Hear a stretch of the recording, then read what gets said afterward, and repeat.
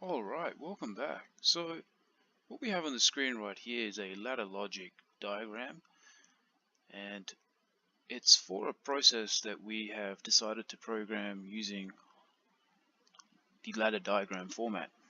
And before we go ahead, let's just take a look at what a process is. A process is something that's happening out there. It's a series of tasks, right? The process can be very complicated. You can make it extremely complicated if you want, which means there'll be many tasks. When we try to program it in a language like ladder diagram, try to do it in the ladder diagram format and using ladder logic, it's going to be very difficult. And speaking of logic, it's also important to note that as your process becomes more complicated, more complex, the logic advances. It becomes increasingly difficult thus to program. So you want to simplify your processes. You want to make them easy to understand for yourself so that when you do go ahead and program them, especially in ladder logic, it's going to be a lot easier to achieve the intended outcome. And big things have small beginnings, as they say. So your program can be very complex in the future. As you look at mine, it was not nearly this complex when I began writing it, but I decided to explore more of the process, and as a result, the program became more complicated, and I was able to achieve or input more tasks as part of the process. I included more tasks as part of the process. So what is that process? Well, it's an elevator, right? You can program a simple light to come on and off. Hello world, is it me you're looking for? But it's not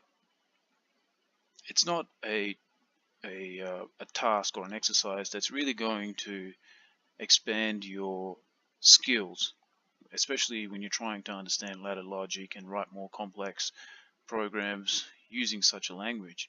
And the elevator is a perfect example of a program that has simplicity at its core, but it can also be made much more complex depending on the number of tasks you're willing to include as part of the process that you're trying to simulate. And that's what we're going to do. We're going to simulate a elevator here. So let's go ahead and connect, and I'll show you what it does. Right, save the talking. Let's go straight to the action. Right, so we go ahead and we run this. So let's just say you're at level 2.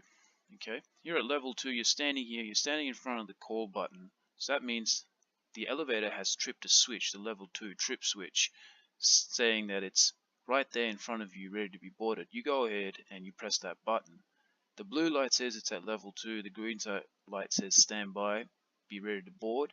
Now that you've boarded, you go ahead, you're inside the elevator and you press the go button. So now you're traveling down. You're going from level 2, you're traveling down to level 1. It's going to take 10 seconds. So the counter is here. 10 seconds time, you're going to be there, and 10 seconds is up, you're there. You're at level 1 now. So we go ahead and we uncheck all these conditions that we had previously.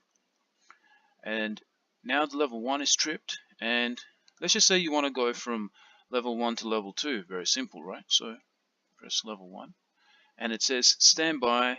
The elevator's at level 1. 5 seconds time, the door's going to open. The door opens, you press go, and you're on your way. 10 seconds time, you'll be at level 2. It's saying that you're heading to level 2. So that's perfect. That's a up, and there you are. So now that we've had a look at coming down and going up, so let's just go ahead and uncheck all these conditions that we had. Okay, now the elevator is at level 2, so level 2 is tripped, and we want to take the elevator from level 1 now. Okay, so resetting the program and pressing level 1, it's indicating the elevator is at level 2, stand by, it's on its way to you, and it'll be there in 10 seconds. So the elevator's on its way, and it's arrived. It's right there where you want it. So we go ahead and once again uncheck. So we've unchecked, right, and the level 1 trip button is on. We go ahead, and there we go. We're on our way. It's saying, look, Elevator's right here, 5 seconds time, the door is going to open. You go inside, you reset, you press go, and you're heading up. 10 seconds time, you'll be back at level 2. Right? So we're on our way to level 2. It's about a second left. And there you are at level 2. But now you want to go from level 2, say, back to level 1 again. I mean, there isn't really any other option, is there? So we go ahead, reset, right? Level 2 trip switch is activated. Alright, but this time we're not going back from level 2 to level 1. We've got someone at level 1 that wants to go to level 2. So the elevator is going to come down this time.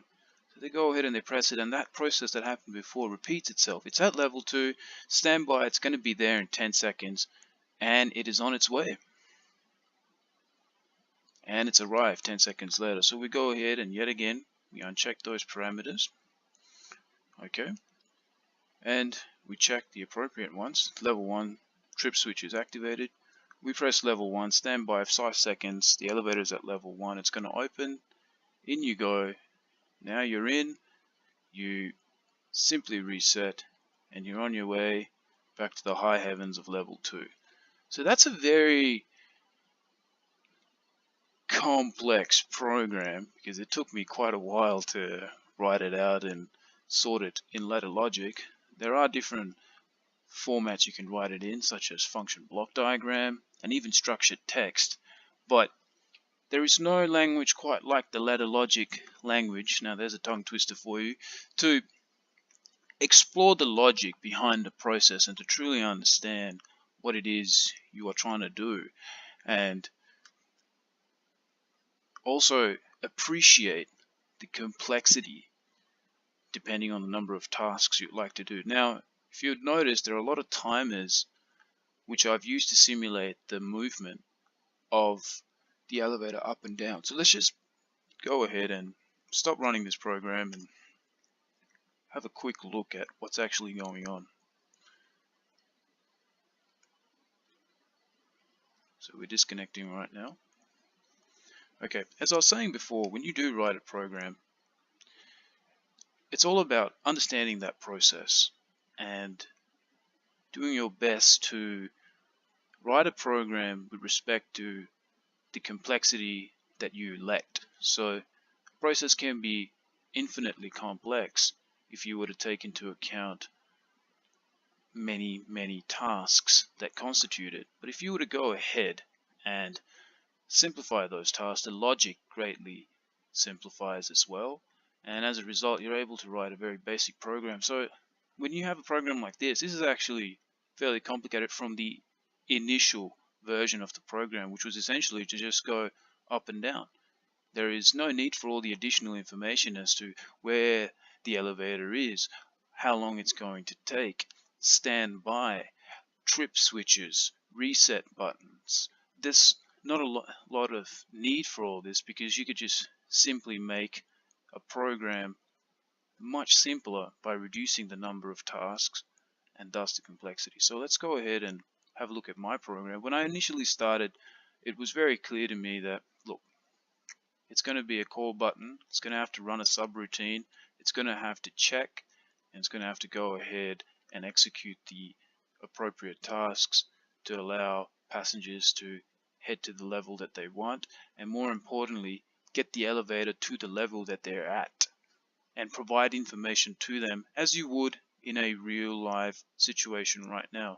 This is simulated, of course, and it's a simple true statement that runs all of this. Simple contacts, coils that charge accordingly, and they carry that information on in subroutines, and they light up the memory variables, which are the lights, and their timers indicating the difference in height, and ultimately you have the simulation of a ladder logic. If you were to go ahead and assign real switches, real sensors if you will, and perhaps even actuators, you should be able to have a physical system that does exactly what has been simulated.